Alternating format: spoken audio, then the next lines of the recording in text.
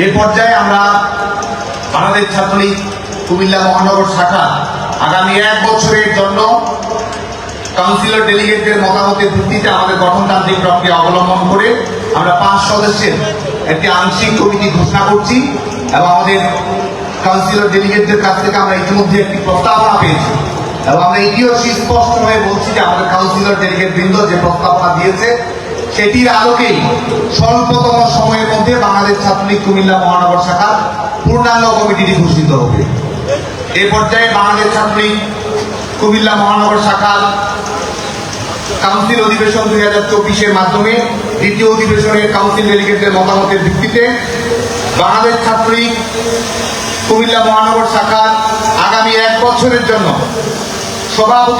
সভাপতির দায়িত্ব পালন করবেন নূর মোহাম্মদ সোহেল,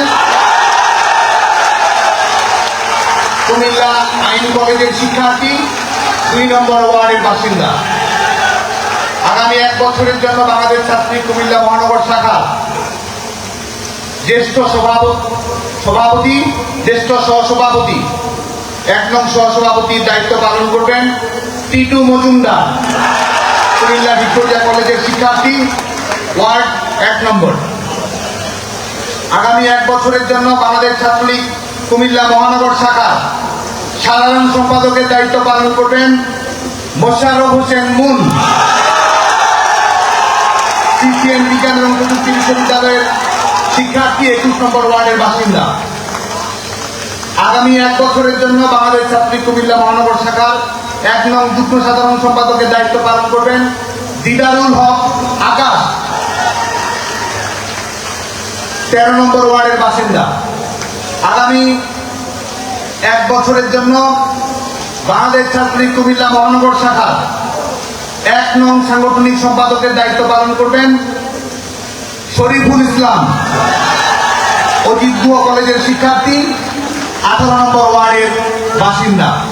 আজকে নবগঠিত কমিটির সবাইকে আমরা আমাদের মঞ্চে আসার জন্য আহ্বান জানাচ্ছি।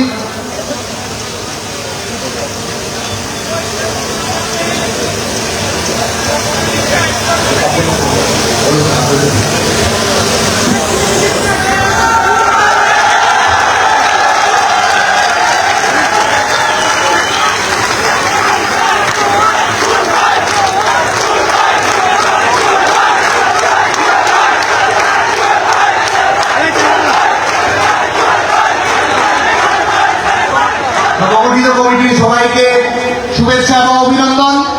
এবং আমরা বাংলাদেশ ছাত্রলীগের কর্মীরাও, আমরা যারা হয়তো কুমিল্লাবাসী নই, আমরাও মনে করি কুমিল্লা এগুবে বাংলাদেশ। এবং এই মধ্য দিয়ে বাংলাদেশ ছাত্রলীগ কুমিল্লা মহানগর শাখার বার্ষিক কাউন্সিলের 2য় অধিবেশনের সমাপ্তি ঘোষণা করছি। জয় বাংলা, জয় বঙ্গবন্ধু।